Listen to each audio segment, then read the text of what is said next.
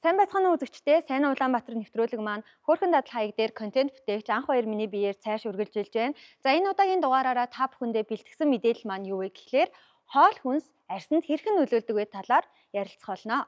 За ерөнхийдөө та юу идэж байна? Таны гидс ходоод дотор тань яг ямар байна? Тэрхүү илэрхийлэмж нь бидний арьсны гадаргуу дээр бол дийлэнхтэй гарч ирж байдаг болохоор хоол хүнсийг арьс арчилгаанаас ерөөсөө хол ойлгох зүйл биш гэдгийг та ойлгох хэрэгтэй. За хоол хүнс гэдэг бол арьсны эрүүл мэнд, өнгө, бат бэх байдал, мөн хөгшрөлтийн хур зэрэгт маш ихээр нөлөөлдөг зүйлсийг бол хэлнэ.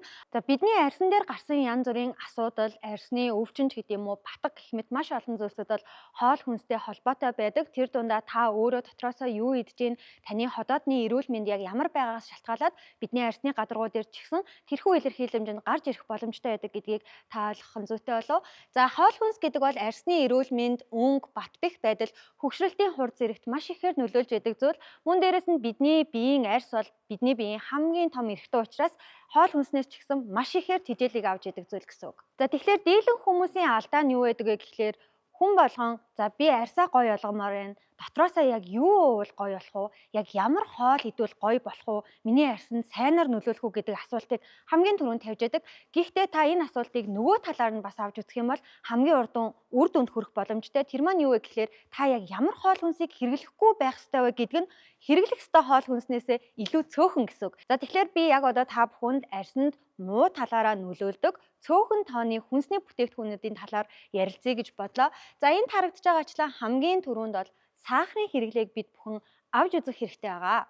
За яагаад вэ гэхлээр хит их сахар нь цусан дахь сахарын хэмжээг огцом нэмэгдүүлж тосны булчирхааг идэвхжүүлж өгдөг. За ингэснээрээ арьсанд ямар асуудлууд үүсдэг вэ гэхлээр батг гарах, арьс маш ихээр тослогдох, дээрэс нь коллаген багасж хөгшрөлт хурцсах магадaltaй байдаг. Тэгэхээр та өөрийнхөө өдөр тутмынхаа хоол хүнснийхаа сонгож байгаа зүйл дээр сахарыг бол аль болох бага хэмжээгээр хэрэглэх ёстой гэдгийг анхаараарай. За мөн дээрэс нь бид бүхэн маш ихээр завгүй байгаа үедээ гэртээ тухтаа хоолоо хийж идэх, гэрийн эрүүл хүнсийг хэрэглэх бас тэр болгон боломжгүй үед байдаг. Яг тэр үедээ бидний сонгож авч хэрэглэдэг зүйл бол төрөн хоолыг маш ихээр хэрэглэдэг. Энд харагдж байгаа бүүргэрч гэдэг юм уу, чикен те, шарсан төмс гэх мэт зүйлсүүдийг бол авч хэрэглэж иддэг. За энэхүү хооллолт маань яг бидний арьсанд яаж сүргээр нөлөөлөд байгаа вэ гэхлээр хит их тослог нь арьсны тос ялгаралтыг маш ихээр нэмэгдүүлж өгдөг. Хэвийн хэмжээнээсээ тос ялгаралт нь маш ихээр нэмэгдэг. За ингэснээрээ нөгөө арьсанд нүх бүглэрэх, нүх томрох, нүхжилт үүсэх, мөн дээрэс нь батг болон хар батг үүсэх магадлалыг бол нэмэгдүүлж өгдөг байгаа.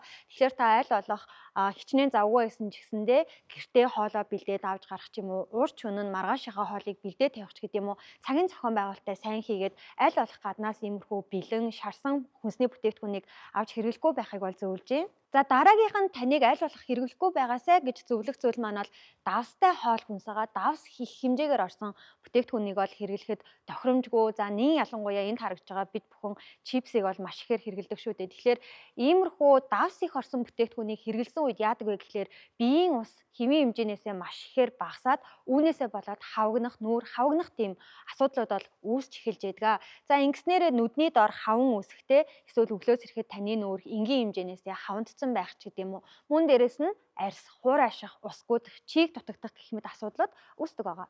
За харин энд харагдж байгаа слайд руу та бүхэн анхаарлаа хандуулах юм бол витаминтай бүтээгдэхүүнүүд хоол хүнс арьсыг эрүүл болгодог гэж байгаа. Тэгэхээр та бүхнийг өдөр тутамдаа яг ямар витамин орсон хоол хүнсийг хэрэглэвэл яг ямар үр дүнтэй байдаг талаар би бас тайлбарлаж өгье. За хамгийн түрүүнд бол витамин А гэж байгаа. За витамин А бол ерөнхийдөө арьсны эсийг нөхөн сэргээдэг, дээрээс нь батг гарахаас урьдчилан сэргийлж өгдөг байгаа. За үүнд бол лууван, бууцай, өндөг зэрэгт бол витамин А маш өндөр хэмжээгээр агуулгадж өгдөг бахнэ. За мөн витамин С-ийн хувьд бол коллаген үүсгэхэд тусалдаг. Ингэснээрээ бидний нөгөө арьс цаанаасаа булцахар, хүүхдийн арьс шиг эрүүл болж үрчлээ маань багасах үүрэгтэй байдаг. За витамин С орсон хамгийн өндөр бүтээгдэхүүнүүд юу вэ гэхлээр жүрж, киви, брокколи зэрэг бүтээгдэхүүнүүдийг та өдөр тутамдаа хэрэглээрэй. За мөн витамин И байгаа. Витамин И-гийн ашиг тус маань юу вэ гэхлээр арьсыг хамгаалж чийгшүүлэх үүрэгтэй байдаг байгаа. За витамин И хамгийн өндөр хувиар орсон хоол хүнсний бүтээгдэхүүнүүд юу вэ гэхлээр самар, авокадо, наран цэцгийн үр зэрэг бүтээгдэхүүнийг өдөр тутамдаа хэрэглэхэд нэн тохиромжтой байх нэ.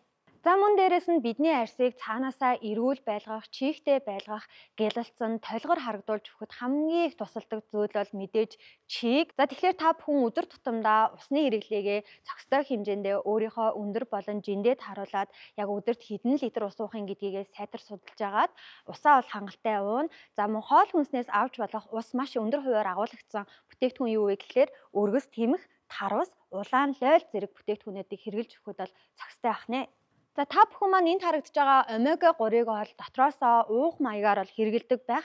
Гэхдээ давхар нэмэлтээр хоол хүнсэнд хэрвээ ашиглах гэж байгаа бол загас болон чиа майлангийн урд бол энэхүү омега 3 бол нэлээд өндөр хувиар орсон байдаг. За омега 3-ын маань ашигтай тал нь яг юу вэ гэхээр улайлт, дээрэс нь батга, арьсны өрөвслийг багасгаж өгөхөд тусалдаг байх нэ. За тэгэхээр та бүхэн маань өөрийнхөө арьсыг маш удаан хугацаанд эрүүл, залуу, толгор, өвчлээгүй гоё байлгахыг хүсэж байгаа бол хамгийн түрүүнд өөрийнхөө дотроосоо идэж ууж байгаа хоол хүнсэн дээр анхаарах хэрэгтэй байх нэ. Тэгэхээр энэхүү сэдвийг энэ удаагийнхаа булангийн сэдвээр авч хөндлөө. Арьс арчилгаа болон гоо сайхны маань булангийн ивент тэтгэгч байгууллагаар Солонгосын Inari брэнд маань хамтран ажилладаг байгаа. Та бүхэндээ маш их баярлалаа. Сайн Улаанбаатар нэвтрүүлэг маань үргэлжилж байна. Нэвтрүүлэгтэйгээ хамт байгаарай. Баярлалаа, баяртай.